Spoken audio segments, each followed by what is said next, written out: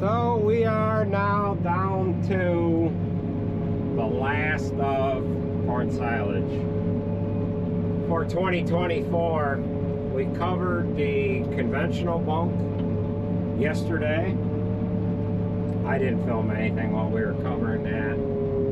We used all full tires on that bunk. At 14 10-wheeler loads of tires, and we ended up using 700 cut ones on it. We saved the rest of that tractor trailer load of cut tires to put on the bunk that this corn here is going in.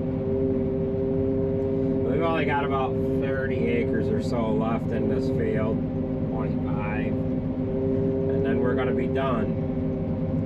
Today is Alex's birthday, October 25th,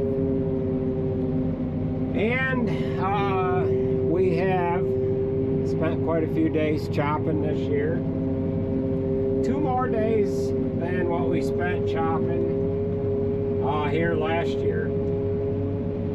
This particular variety of corn that we're chopping right now is a BMR variety. It's a 95-day Brabant B95U78SSE or something like that. This was no-tilled into what was previously hay. So we took off the first cut in here in June, applied manure to it, and then we no-tilled into the alfalfa ground. This was planted on June 18th, and it did pretty good. We're right at about 60% moisture as far as what moisture is left in this corn, and the corn is mature, so we got lucky there. It's not yielding as much as it would be yielding had this been planted earlier, but it's more or less a double crop in here, being that we were able to take off first cutting, and then we're able to go in and no-till right into the side ground. So we gained a little bit of extra haylage from utilizing that practices of no-tilling into this ground. So we'll join up with you when we get the last load loaded out of here, and then we will cover that bunk here. It's probably going to be in the morning. We'll use all cut tires on it, and then what we need to do is order cut tires to I hit the wrong button there. Wrong button again. We need to order cut tires in order to be able to cover all of our bunks with those cut tires, because it sure does make for an easier time of covering up silage piles when you deal with the cut tires. Now we have filled, let's see, 1, 2, 3, 4, 5. This is the 6th bunk. And prior to covering what we covered here yesterday, nobody had to change their clothes afterwards, and it just meant for a easier job. Yesterday we were until about 3:30 yesterday afternoon, and then everybody changed their clothes and we went back to chopping corn. Come back a little. So we've got Alex just about loaded, and then we've got Jacob on deck, and Sarge is off there in the distance. So we'll keep at her here.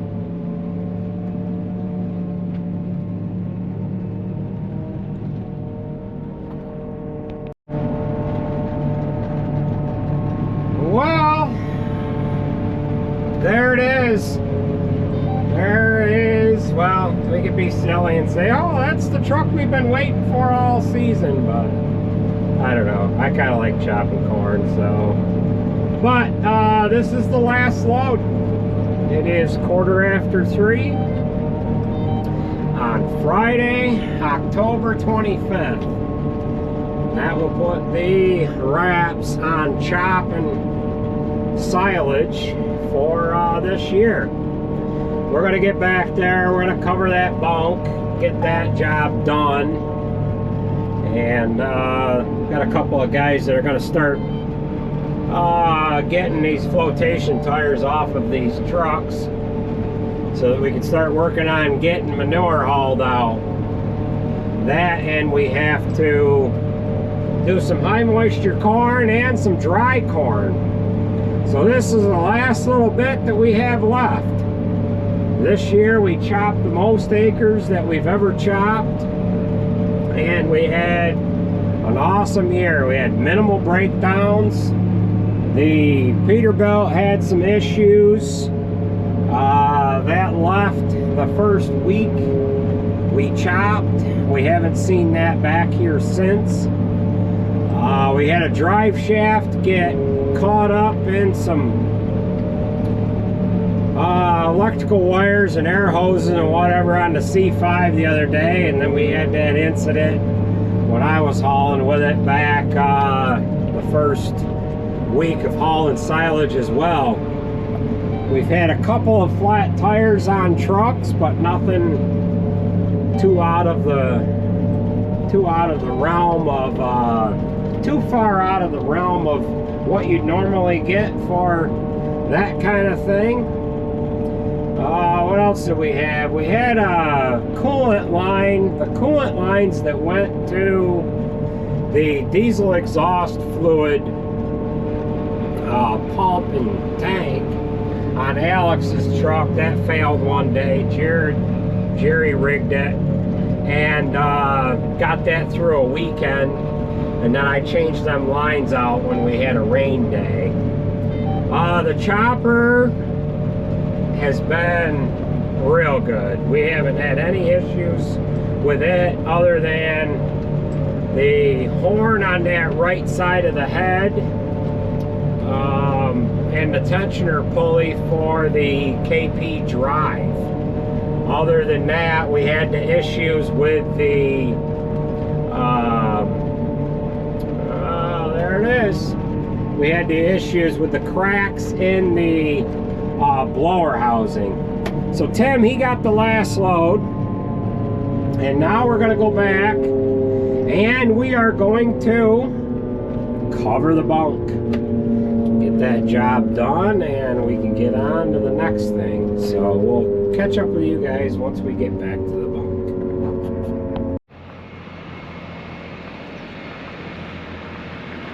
Alright, so we got back here a few minutes ago, parked the chopper in the end of this hay barn, and this is where we put the last little bit of this BMR.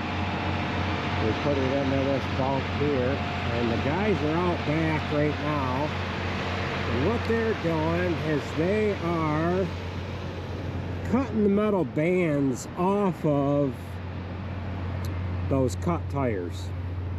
So we've got BMR in this bunk here too. I think I explained that earlier on. That yeah, I explained that earlier. That corn silage goes to the back of that bunk, and then it goes over the wall and into this other bunk here. So this conventional corn pad, which is down here and behind Jared's trailer, we covered that yesterday. We do have 700 cut tires on just this front corner, but we used full tires on the rest of it. So they've got, Jared's got a full bucket load, so I better go with them guys. But Jared's got some tires he picked up that weren't banded. There is, I'll be right over. We've got to cover that corn silage right down from the top. We got to go up on top of it.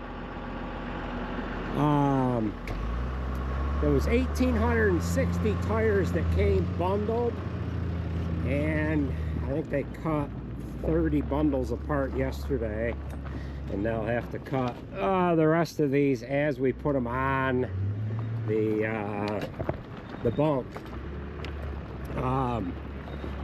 If we had time, we could have cut them and had them stacked in a row, and we could have used the tire shooter, but you've seen us use that in the last bunk covering video. I'll put a clip in there.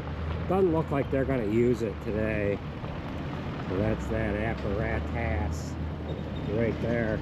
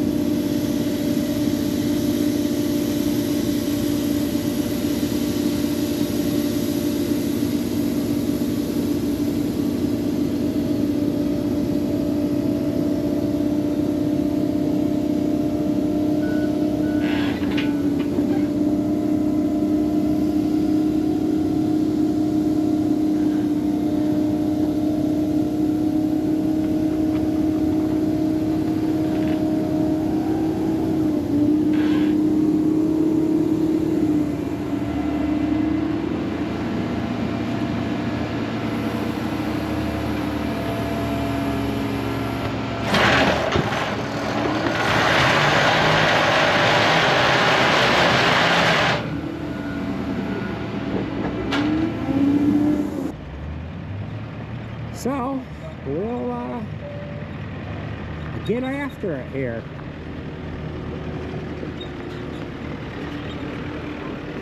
All right? All right.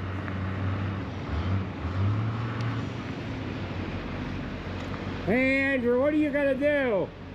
I was gonna take this payloader, but if you want to take it. What are you gonna do? Plastic. Grab plastic. There's one roll out there. I'll meet you over the hay barn. It's over there. Yeah. Let's take this bucket off and put the other one on it. What other one? The yellow bucket.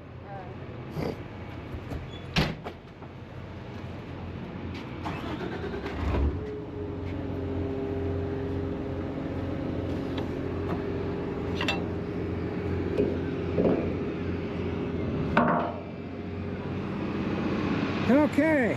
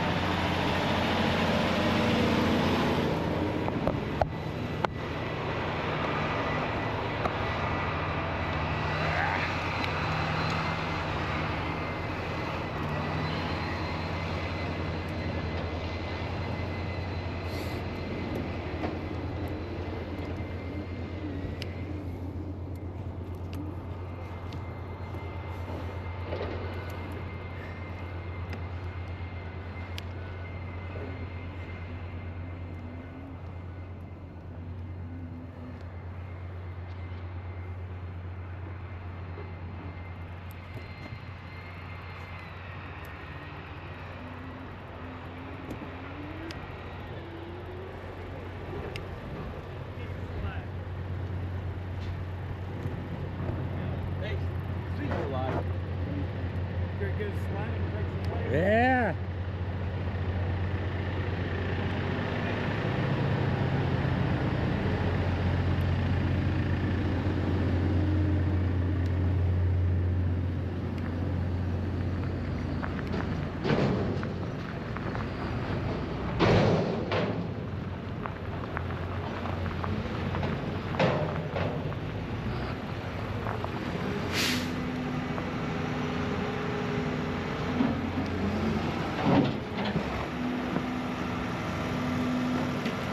We got one roll up there. Come on up and grab it.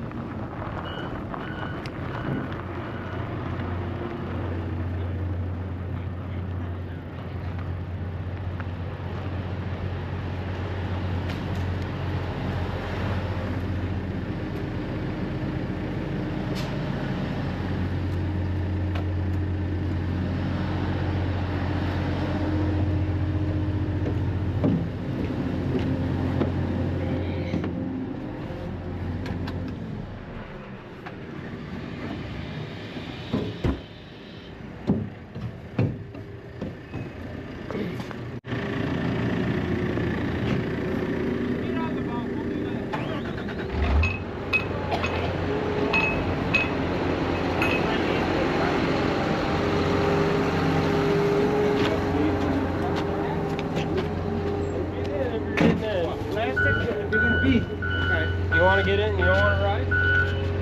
What? What to do with tires? Alex, you run the water.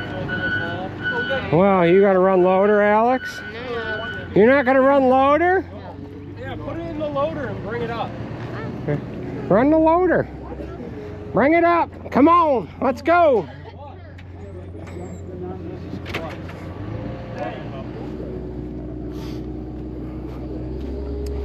Alright, so what we're going to do here, we have conventional silage that we were feeding from last year. We're going to have to cover down over the top of that so that doesn't spoil.